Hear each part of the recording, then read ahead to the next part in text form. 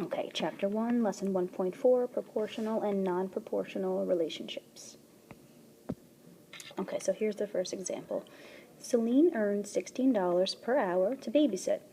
Is the amount of money she earns proportional to the number of hours she works? Okay, so here we have a table that they gave us, and then what we're comparing here is earnings, right? The money that she made and the time in hours. So you look here, we have for 1 hour she made $16. For 2 hours she made $32. For 3 hours she made $48, and for 4 hours she made $64. So again, they want to know if the amount of money that she made, if that's proportional to the number of hours she works. So there are two methods to solve these types of problems. And the first method is unit rates, to find the unit rate. So when we look at this, right, we want to find out, right, so basically per hour, right, how much she made. Now we know that. We know per hour she made $16. So what we need to do is we need to put all of these sets of numbers into ratio form. And if they all simplify to 16 over 1, okay, then it's proportional. Now, if they don't, then it's non-proportional. So for 1 hour, $16. Okay, and again, that's what we want at the end for all of those. So $16 over 1 hour. So now let's go to 32 over 2. $32 for 2 hours. We want to know per hour. In order to do that, we need to divide by 2. Whatever you do in the bottom, you do to the top. 32 divided by 2 is 16. So as of right now, it is proportional, but we still have to do the last two. So we make another ratio. $48 over 3 hours. We want to know how much per hour. We have to divide by 3.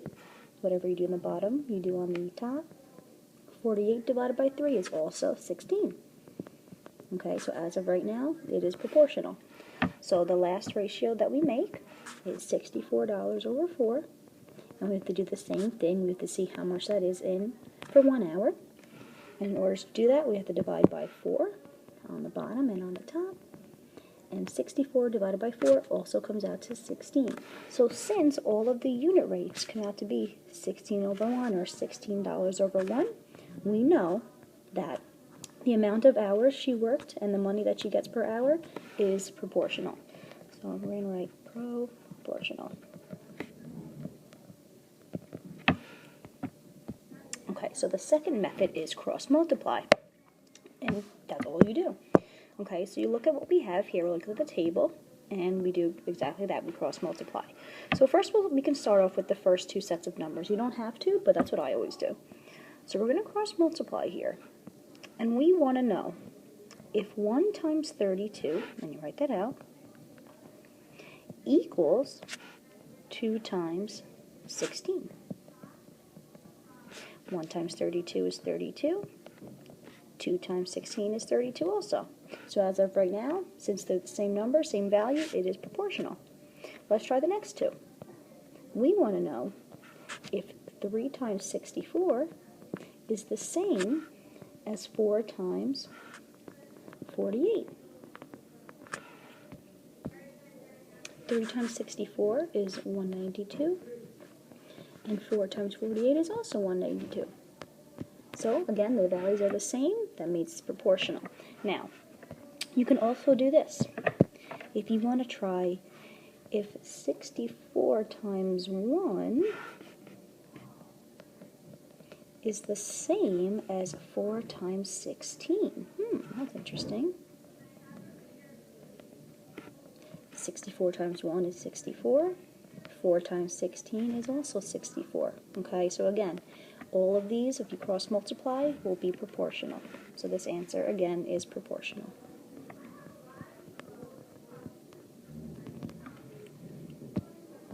Next problem. Seneca Middle School charges $6 per football game ticket plus a $2 processing fee. Is the cost of an order proportional to the number of tickets ordered? Okay, so let's circle or box some important piece of information here.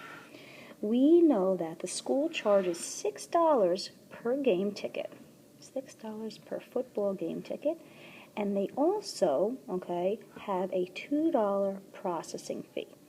So they want to know if the cost of an order is proportional to the number of tickets ordered. Okay, now we look at the table. The table is blank, except for the two quantities that we have. We have the cost, and we have the tickets ordered. Okay, so first let's fill in the tickets ordered, okay, because we know what one ticket is. We got one ticket, right, 2 tickets, 3 tickets, and 4 tickets. So now we have to fill in the cost. So again, we know that it's $6 for one game ticket. Now, when you order the game ticket, there's also a $2 processing fee. So in order to find out how much a ticket costs to go, we have to add those two. We have to add 6 plus 2, which gives us 8. Okay, so it's going to be $8 for one ticket. Now, say you went and you wanted to order 2 tickets, right? Now, there's still going to be that $2 processing fee, right, for the order. But now you're ordering 2 tickets. So if each ticket costs $6, right, 6 times 2 is 12, plus the $2 processing fee, which gives us $14 for 2 tickets. 3 tickets. So each ticket is $6, so 6 times 3 is 18, plus the $2 processing fee gives us 20. And our last one, 4 tickets. So if you went and ordered 4 tickets, $6 each, so 6 times 4 is 24, plus a $2 processing fee would give us $26 for 4 tickets. So now they want to know about proportionality. So we can do one of two things. We could use method 1, which is find the unit rate, or we can cross multiply. I personally like the cross multiplying. So that's what I'm going to do for this one. So if we do that, we want to know if 8 times 2 is the same as 14 times 1. 8 times 2 is 16, and 14 times 1 is 14. Does 16 equal 14? No. We don't have to go any further. If 1 is not proportional, everything is not. So this is non-proportional.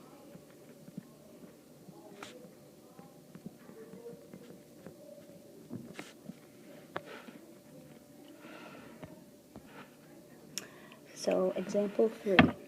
A vine grows 7.5 feet every 5 days.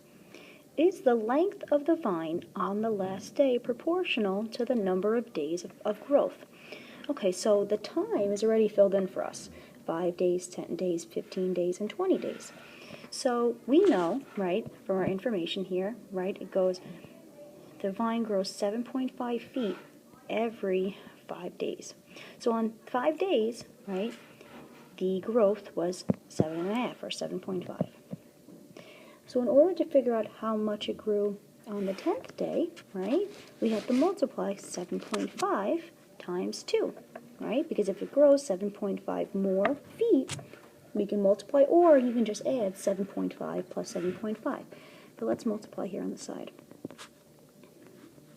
And when you multiply decimals, you don't have to line anything up in this case. 2 times 5 is 10. 2 times 7, 14 plus 1 is 15. We move 1 decimal place over. So now 15 feet after the 10th day. Now, for 15 days, we can multiply 7.5 times 3.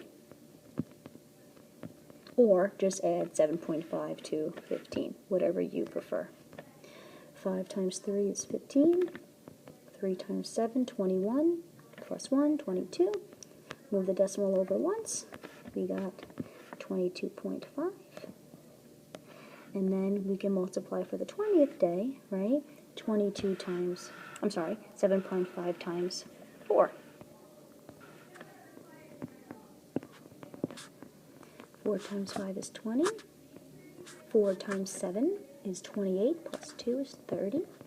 Move over 1 decimal point place. So 30 feet. So after 5 days, the vine was 7.5 feet. After 10 days, it was 15 feet. After 15 days, it was 22.5 feet or 22.5 feet, and on 20 days, it was 30 feet. So they want to know if the length of the vine on the last day is proportional to the number of days of growth. So here, we can also cross multiply. So we want to know if 30 times 15 is the same as 20 times 22.5. I'm running out of room here, so I'm just going to 22.5. Now 30 times 15 comes out to be 450. And we want to know if that's equal to 20 times 22.5, which also comes out to be 450. So, is the length of the vine on the last day proportional to the number of days of growth? Yes. So the answer is yes, or proportional.